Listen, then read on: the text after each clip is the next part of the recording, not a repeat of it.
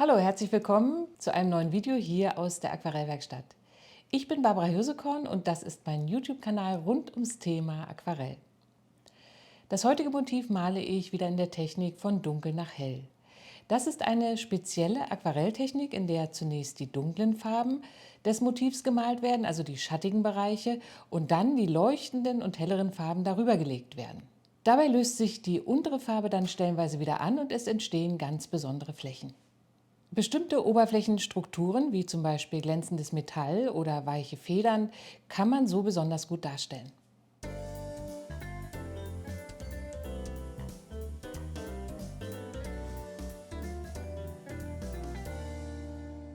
Wenn dir das nun folgende Video gefällt, freue ich mich über einen Kommentar oder über einen Daumen nach oben. Du kannst meinen Kanal hier auf YouTube auch völlig kostenfrei abonnieren. Wenn du unter dem Video auf die graue Glocke drückst, dann wirst du sogar jedes Mal informiert, sobald ein neues Video online geht. Wenn dich die Technik Aquarell ganz anders von dunkel nach hell genauso begeistert wie mich, dann möchte ich dich noch hinweisen auf den nächsten Livestream im Unterstützerbereich hier auf YouTube. Er findet statt am 17. März 2026 um 19 Uhr. Ab einem 10 € Unterstützerpaket kann man beim Livestream dabei sein und wir malen dieses schöne Motiv auch in der Technik von dunkel nach hell gemeinsam. Wenn dich das interessiert und du in unserer großen Unterstützer-Community mitmachen möchtest, schau unter dem Video in den Link Steady deine Unterstützung. Dort findest du alle Informationen und kannst dann auch ein Paket abschließen, wenn du möchtest.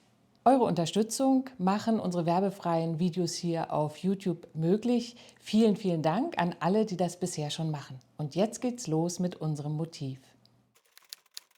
Die Materialien für das heutige Motiv sind folgende Farben: Französisch Ultramarin, Indischgelb von der Firma Schminke, Opernrosa, Titanweiß und Kobalttürkis Light von der Firma Winsor Newton.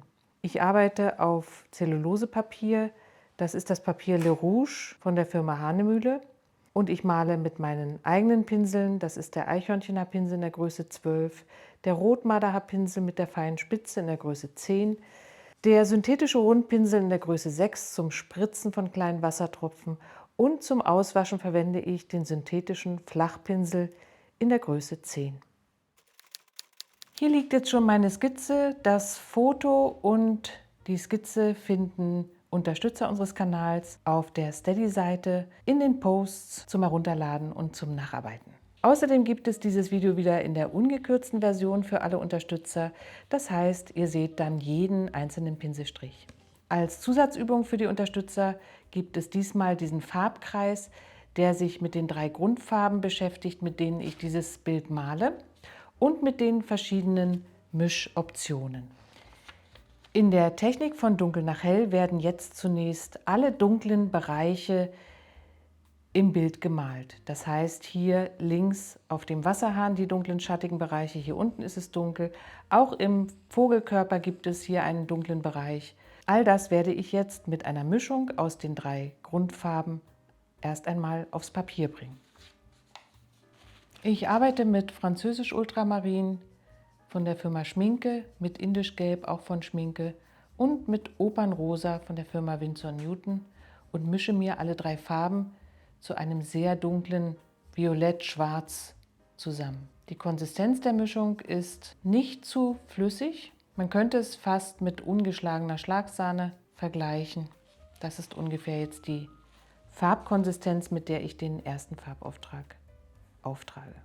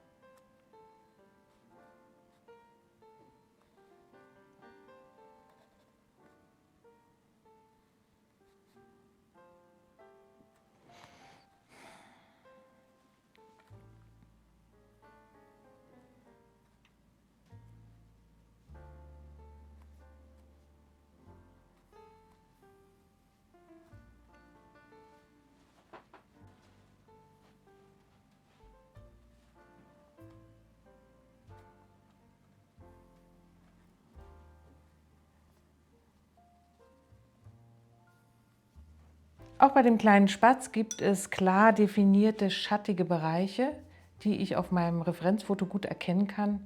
Und jetzt trage ich sie entsprechend dem Foto ein.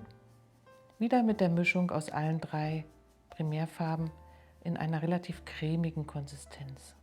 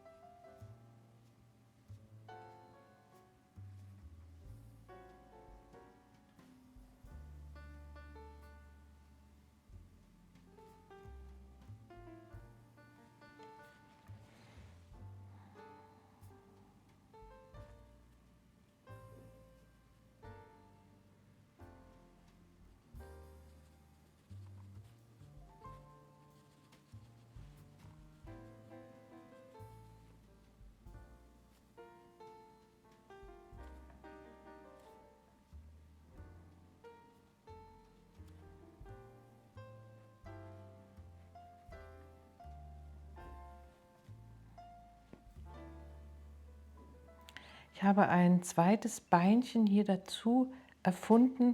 Auf meinem Referenzfoto gibt es dieses Bein nicht. Da hat der Vogel das Bein hinten anscheinend so abgewinkelt vom Körper, dass es einfach nicht mehr zu sehen ist. Das möchte ich anders malen. Also nur falls ihr euch gewundert habt, warum jetzt hier auf einmal ein zweites Bein auftaucht. Es gibt noch ein paar mitteltönige Dunkelheiten, die nicht ganz so dunkel sind, die ich aber trotzdem jetzt hier so ein bisschen eintragen möchte, weil die nachher für die Plastizität des Kopfes und auch des Federkleides hilfreich sein könnten.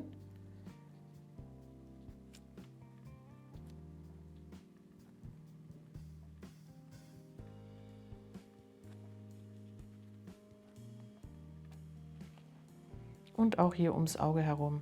Nicht ganz so dunkel, aber doch eine Augenhöhle, die nachher unter der Farbe noch ein bisschen schattiger und dunkler sein soll als der restliche Kopf.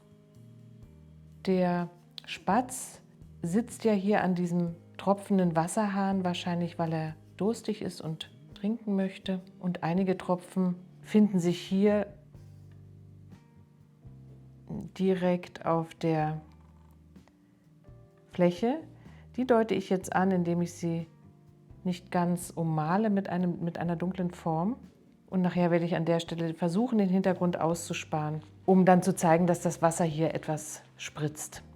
Auch die Tropfen, die hier oben aus dem Hahn rauslaufen, möchte ich noch ein bisschen mit nicht zu dunkler Farbe vorbereiten. Das werden nachher im Bild eher helle Formen sein, die sichtbar machen sollen, dass es sich um Wasser handelt. Aber hier unter dem Griff liegen diese Formen im Schatten und das male ich jetzt mit nicht ganz so dunkler Farbe hier im ersten Farbauftrag.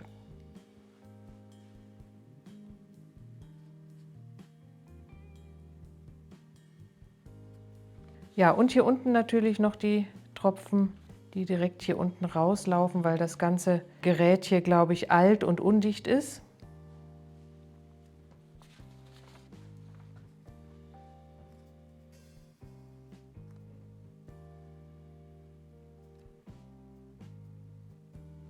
Damit ist der erste Farbauftrag jetzt fertig und das Blatt muss einmal sehr, sehr gut durchtrocknen.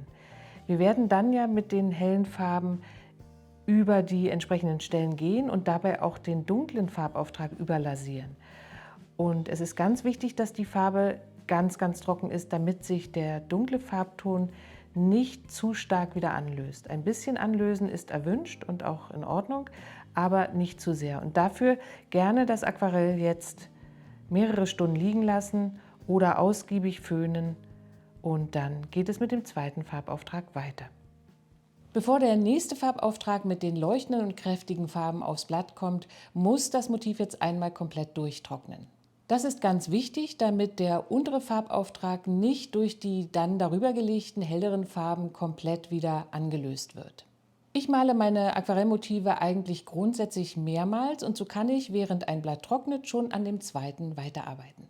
Eine etwas größere Version von dem heutigen Motiv findest du ab sofort in meinem Online-Shop. Dort im Online-Shop gibt es viele Originalaquarelle aus verschiedenen Jahren in verschiedenen Größen und dieses Bild ist jetzt auch dabei. Ich freue mich, wenn du im Shop mal vorbeischaust. Den Link dazu findest du unten in der Videobeschreibung. Das Blatt ist jetzt ganz trocken und ich kann weitermachen mit dem zweiten Farbauftrag, den bunten Farben jetzt über die dunkle Farbschicht hinweg. Ich beginne mit einem Rot, das ich ein bisschen abtöne mit dem Indisch-Gelb und auch einem Hauch Französisch-Ultramarin für den Griff oben am Wasserhahn. Und ihr seht jetzt hier, wie die helle Farbe über die dunkle gemalt wird.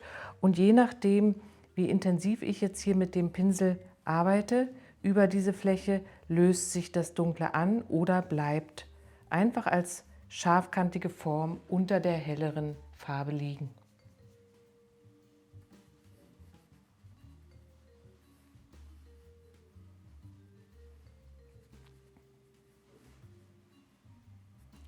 Die Form der Wassertropfen spare ich zunächst aus.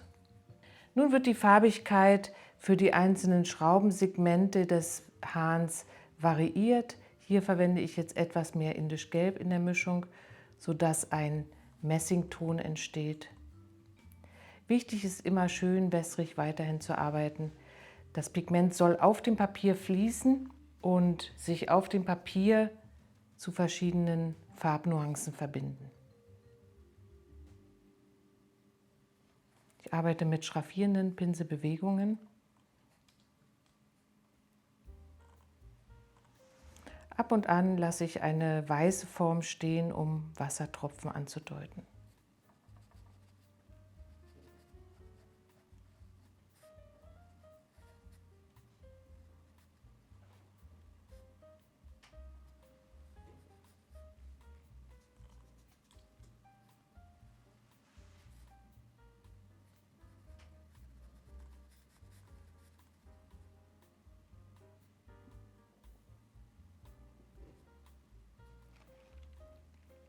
Und wieder etwas mehr Rot in der Mischung.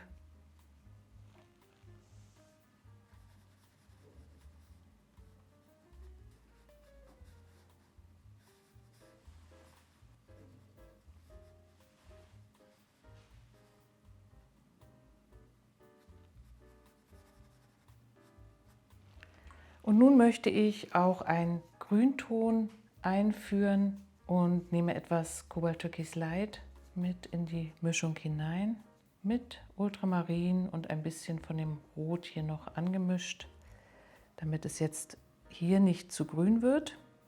Und wieder ins Rot und Gelb.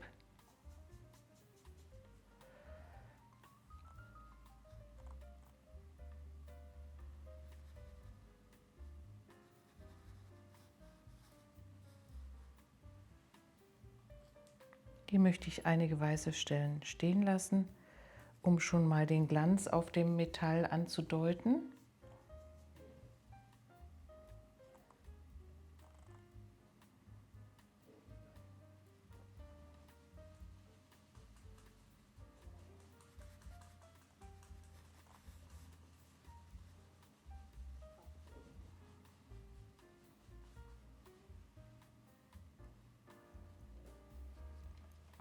Und weiter geht es mit einer Grünmischung Cobalt Türkis Light und etwas Gelb und auch etwas Ultramarin für diese Schraube hier oben.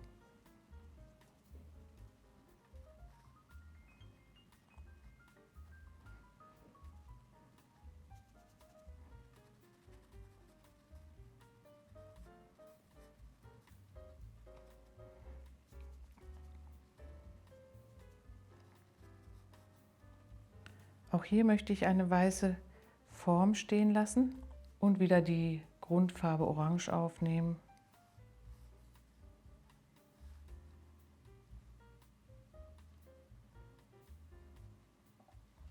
Jetzt ist hier der Zustand der Farbe so halb angetrocknet und das ist ein guter Zeitpunkt, um mit kleinen Wassertröpfchen nochmal Struktur zu erzeugen. Ich sprühe aus der Sprühflasche zunächst mit ungefähr 30 cm Abstand und freue mich hier über die kleinen Tröpfchenstrukturen, die entstehen.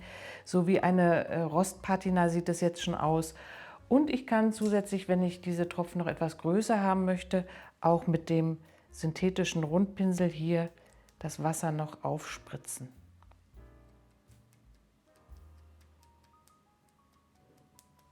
Weiter geht es mit dem Rohr hier an der rechten Seite und das möchte ich, so wie es auch auf der Fotovorlage zu sehen ist, eher in einem helleren grau-braun-bläulichen Farbton halten. Also hier wird jetzt das französisch Ultramarin die dominierende Farbe sein, ergänzt mit kleinen Anteilen der beiden anderen Farbmischungen.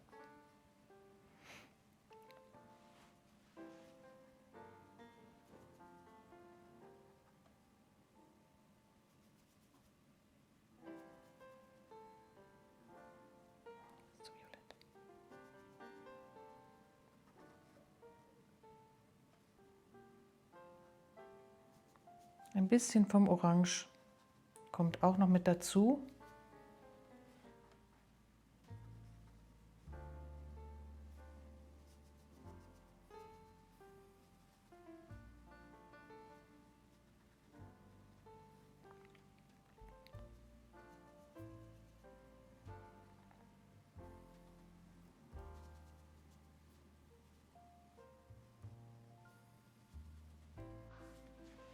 Hier spritze ich ein bisschen Kobalt-Türkis Light auf die Orangeform hier, um rostige kleine Flecken anzudeuten.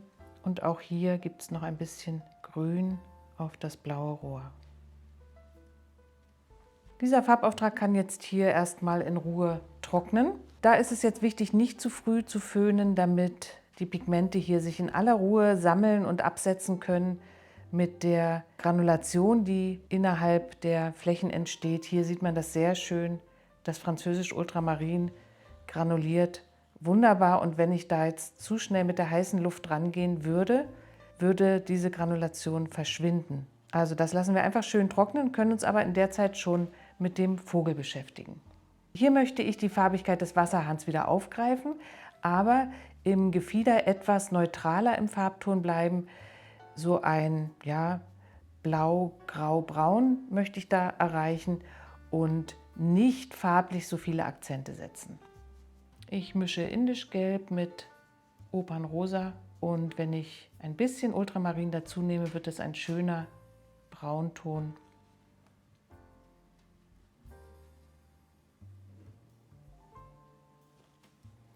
Den Kopf etwas rötlicher hier oben.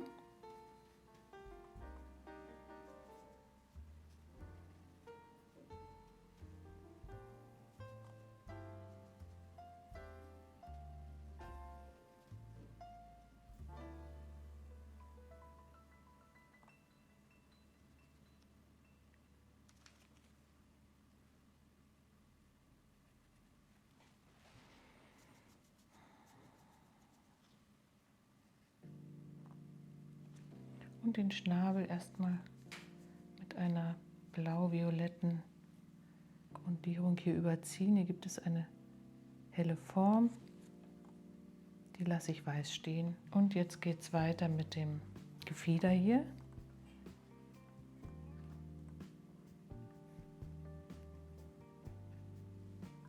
Hier gibt es ein paar hellere Stellen, die wirklich sehr angeleuchtet werden vom Licht. Da werde ich dann später noch einzelne Federn auswaschen. Zunächst einmal gucke ich, dass es hier schön hell bleibt, aber gestalte das als geschlossene Fläche.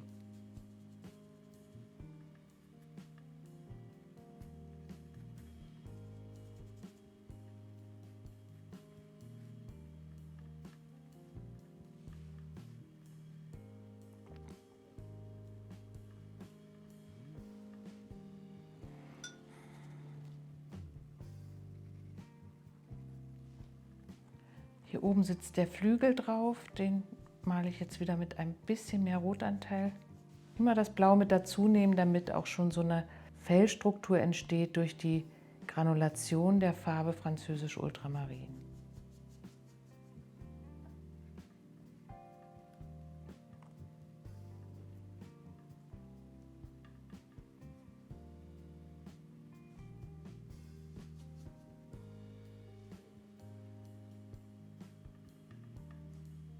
Hier weiche ich die Ränder gleich ein bisschen an mit dem Flachpinsel und hole einzelne Federn hier in die weiße Fläche hinein.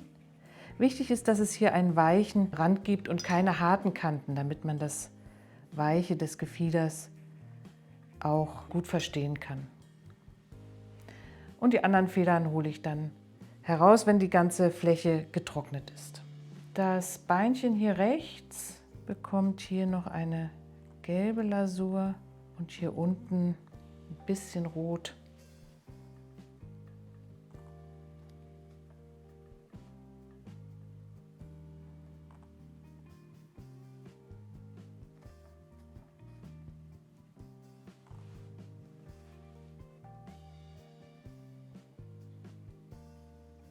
Jetzt ist es wieder Zeit, das Bild einmal trocknen zu lassen. Nicht zu früh mit dem Föhn dran gehen, damit die feinen Strukturen sich in Ruhe auf dem Papier absetzen können. Bei meinem allerersten Schattenauftrag habe ich vergessen, diese schöne gestanzte Schrift hier auf dem unteren Bereich des Wasserhahns einzutragen. Das hole ich jetzt noch nach. Das hätte man, wie gesagt, auch gleich beim ersten Farbauftrag machen können. Ich möchte dann die hellen Stellen, die man hier ganz gut sehen kann in diesem Buchstaben, später auswaschen. Und zunächst einmal setze ich nur die dunklen Formen noch hier hinein.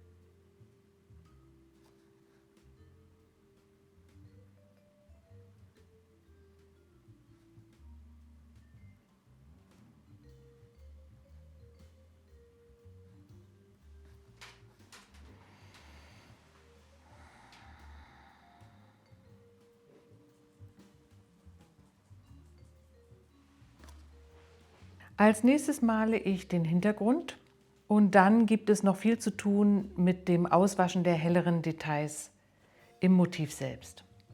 Zunächst radiere ich hier so ein paar noch übrig gebliebene Bleistiftstriche aus, die nachher nur stören würden. Denn wenn ich jetzt gleich den gesamten Hintergrund anfeuchte, sind die Bleistiftstriche dann fixiert. In dem Moment, wo Wasser über die Fläche kommt, sind die dann nicht mehr radierbar.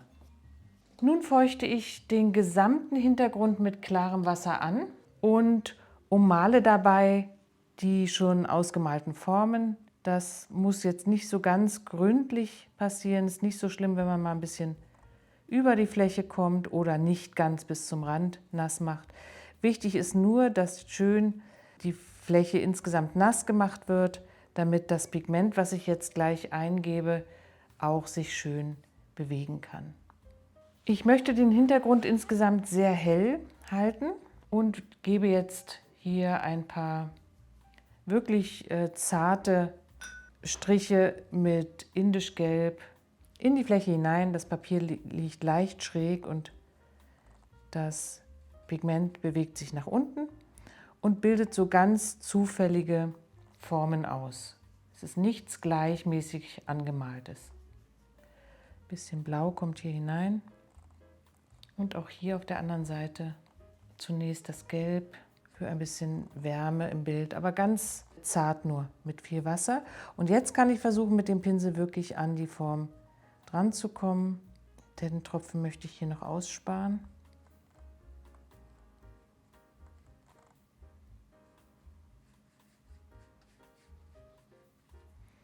Und wieder in der rechten Ecke etwas mehr Blau.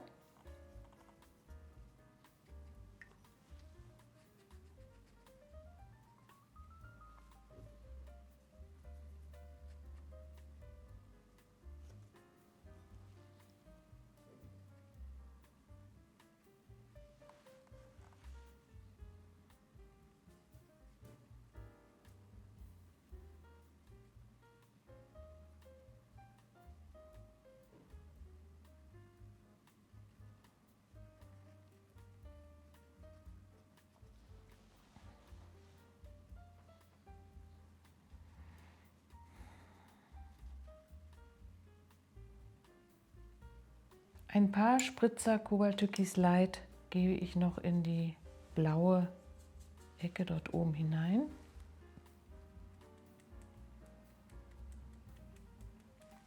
Und jetzt male ich auf genau die gleiche Art und Weise den unteren Bereich. Auch hier wieder nass machen und die Wassertropfen hier unten aussparen.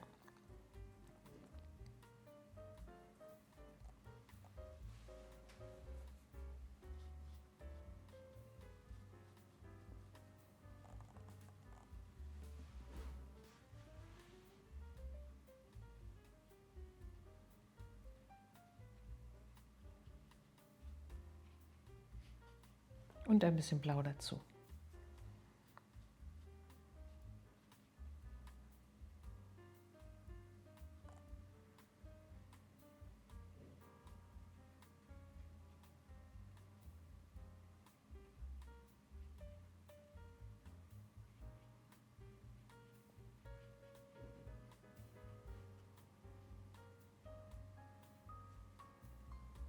Auch hier haben wir jetzt wieder eine Trockenpause und dann geht es weiter mit dem Ausarbeiten der Details. So, das Papier ist trocken und jetzt kann es schon weitergehen. Ich schaue mir jetzt mein Referenzfoto noch einmal genau an und versuche Bereiche zu entdecken, die vielleicht etwas heller sind, als es jetzt bei mir mit der Farbigkeit herausgekommen ist. Und da wasche ich jetzt die Konturen wieder mit dem Auswaschpinsel aus. Dafür ist dieser synthetische Flachpinsel etwas nass gemacht, wieder leicht am Tuch abgestrichen, mit den Fingern angespitzt und dann geht das hier mit diesem Papier wunderbar. Ich kann hier ganz feine, zarteste Linien rausholen oder auch Flächen, ganz so wie ich es brauche. Das ist wie Arbeiten mit einem Radiergummi in einer Zeichnung, um Helligkeiten oder Highlights wieder aus dem Bild herauszuholen.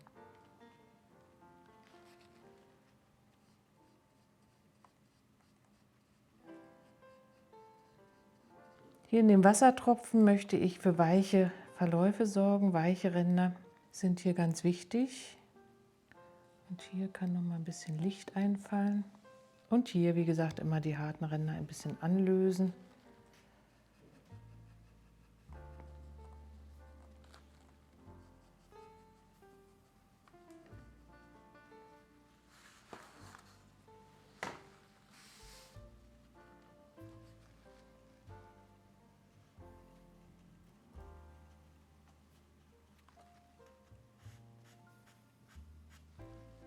Ein bisschen Fingerspitzengefühl braucht man, damit man jetzt nicht zu viel auswäscht, gerade nur so viel, wie der Betrachter braucht, um die Licht- und Schattensituation jetzt hier auf dem alten, antiken Wasserhahn gut zu verstehen.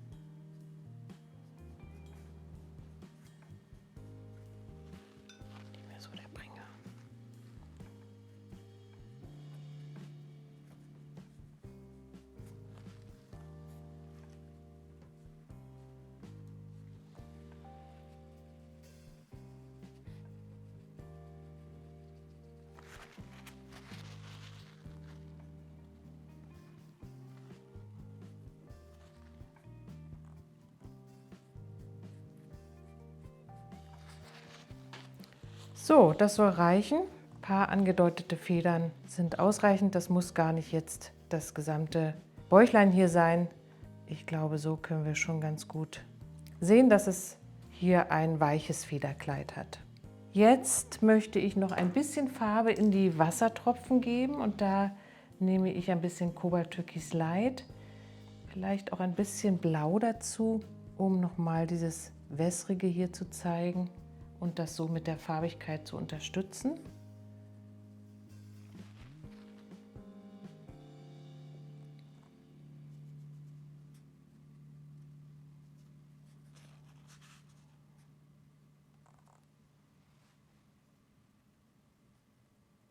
Immer schön mit Wasser anlösen, dass es einen weichen Verlauf gibt. Und hier in diesem großen Tropfen können wir auch noch ein bisschen dunkler arbeiten für den dunklen Akzent hier drin oder auch hier unten.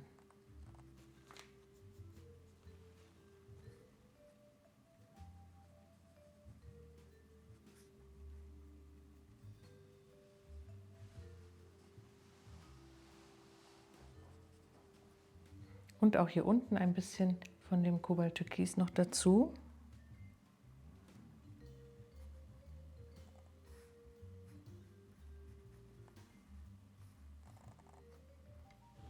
Mit Titanweiß direkt mit der Pinselspitze aus der Tube aufgenommen, setze ich jetzt noch ein paar glänzende Highlights hier in die Wassertropfen hinein, auf den Schnabel und auch den Lichtfleck im Auge kann ich noch mit dem Weiß genauer oder strahlender setzen.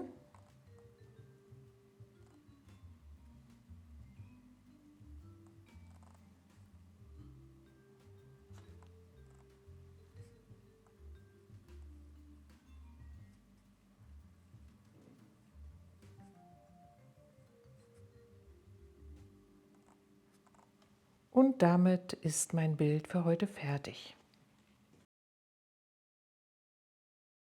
Ich hoffe, das Motiv hat dir heute gefallen und du probierst es jetzt am besten selbst auch einmal aus. Ich freue mich wie immer über einen Daumen nach oben unter dem Video oder auch einen netten Kommentar. Vielleicht schreibst du mir auch, welche Motive du in Zukunft hier öfter sehen möchtest. Ich bin in 14 Tagen wieder für dich da mit einem neuen Aquarellmotiv hier auf dem Kanal. Bis dahin, tschüss!